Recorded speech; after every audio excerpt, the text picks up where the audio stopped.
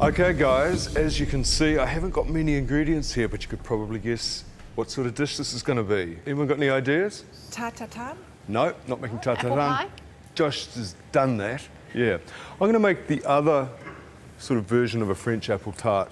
And in French, they call it tarte fine aux pommes, which means a thin apple tart. It's just a fancy French name for thin apple tart. This is dead easy. It has 3 ingredients. 2 of them are ready made, and 1 of them is from God. All right? What I've got here is flaky pastry. I love flaky pastry, and I'm doing this with bought flaky pastry. This is flaky pastry that's been made naturally with butter, not baker's margarine, butter. And what it is, if you look carefully at flaky pastry, you'll see that it's got lots and lots of layers in it. And the way they've made it is by folding it, rolling it, folding it, rolling it, folding it, rolling it, and that way you end up with all these layers with the butter in between them.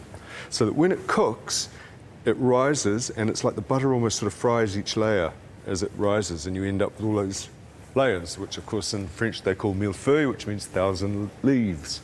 Now, I need some, Chelsea, would you come and help me, please? I need apples peeled. I'm going to make one about 26, 24 centimetres in diameter. So I think just peel 3 of those, I think. They're quite big apples, those ones. And I'm going to roll out some pastry here. A little bit of flour on the bench. I forgot something. I want to add something to this, something I really like. Just stop what you're doing for a second. I want some sort of quite tart cream to go with this, and I want it thickened. So, Chelsea, can you pour a cream into there? Sure. Into that bowl. Just a little. And then I want about 4 tablespoons of lemon juice. In you go. Go, go, go, go, go, go, go, go. Stop. Thank you. So the lemon juice doesn't curdle the milk? No. What's going to happen with that is the lemon juice is going to thicken it, make it go thick, it's going to coagulate it. When you put this into the cream, the lemon juice into the cream, don't stir it, you just put it in and walk away and leave it.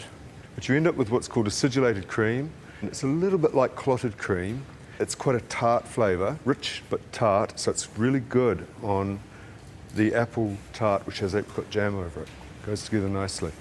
And it's just a bit more interesting than whipped cream. Meanwhile, I'm rolling out pastry. The thing with butter pastry is it gets very soft very quickly. You need to sort of work quite fast with it. Don't want this too thick. About just under 1/2 centimetre, which is about that much. And because, as I say, this is very soft pastry made with butter, I'm keeping it moving and making sure it's not sticking. How are you going there, Chelsea? Very well. Very good, you're on the last one. Yep. Then what I want you to do is make these into wedges. So just take the skin out, take the core up, like that, and into 4. So you get 4 nice little wedges about that thick, like that. All right? Thank you. Let's cut this piece of pastry. We'll do it freehand in a circle.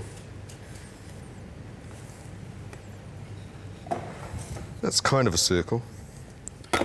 See what I'm doing with the extra? Because this pastry is all in flat layers, all horizontal, you've got to keep it like that. You can't just sort of go and then roll it out again because you've upset all your layers. So what I'm doing is making sure that any offcuts, because all good cooks never waste food, so that when I roll that flat, I've still preserved all those horizontal layers. I'm going to go on here. Okay, I need to have a little bit of water, because all I'm going to do now is make the tart. Using my thumb, just going to push the edge up like that so that I've got a little raised border around the edge of this tart. And then you need to dock it, which just means prick it with a fork so the inside doesn't rise.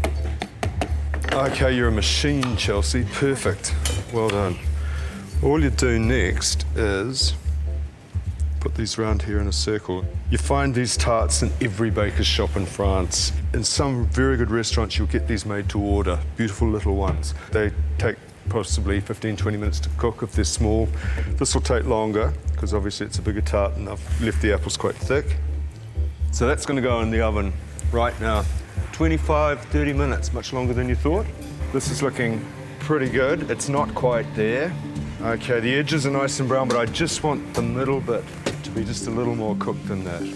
Okay, Chelsea, bring that cream over here and let's have a look at this, see what this cream's doing. What it's doing, it's clotting, which doesn't look completely appetizing at the moment, does it?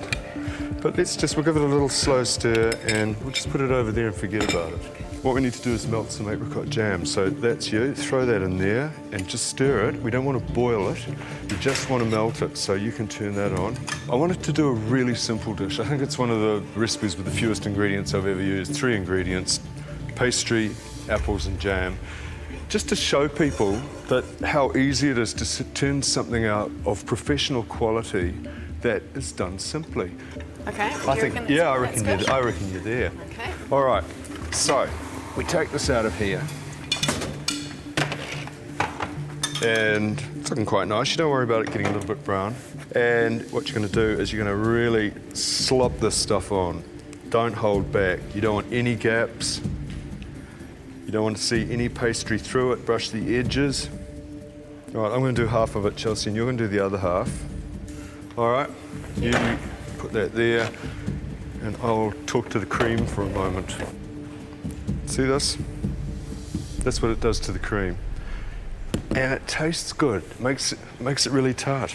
And all I did was got the cream, poured it into a bowl, put the lemon juice in there, didn't stir it, walked away, went and made a phone call, had a drink, whatever. Came back, just had a bit of a check to see if it was coagulating. Yes, it was. Went and made another phone call, had another drink, came back, and look what's happened. See this? I've got beautiful, thick, coagulated cream. Yum. But it's all lumpy, so let's stir it up. And it goes beautifully smooth and looks like creme fraiche. Make it all smooth. Right. Now you put it in the fridge. You don't put it in the fridge while it doesn't seem to work if it gets too cold. Are we happy? Yes. I can see a gap there. Oh. You know, That was a bit details. That wasn't the bit I did. You got it all over the edge? Yes. Good. Right, throw it back in the oven. You throw it back in the oven, you get that jam bubbling, and you get it just starting to brown. In you go. Good. Okay, we should have a drink, make a phone call, wait for this. No, don't go away. This thing will burn really easily, so you've got to pay attention. And all I want to do when I open that oven is I want to see the jam bubbling, and I want to see the edge, just the very edges being dark brown. If I say I want it to be almost burnt, some people may incinerate it, which would be really tragic. I'm not saying burn it, but I'm saying cook it well. So many people, when they're baking, are really timid about cooking things well. In Europe, everything is cooked well. The bread is cooked well, the pastries are cooked well. I can remember walking into a bakery in Rome one day, and I thought, God, there's been a fire. No, business as usual. That's how they like things cooked. Well. Okay, I think we're there. All right, French apple tart, didn't dock that quite as much as I should have. Goes down again, onto a plate. And you've got tarte fine aux pommes with tart cream. Okay, tart with tart cream. And see how thick this has got? Wow. Beautiful. Got mayonnaise. A really simple, incredibly traditional French pudding. Thank you. Well done. Yeah, good.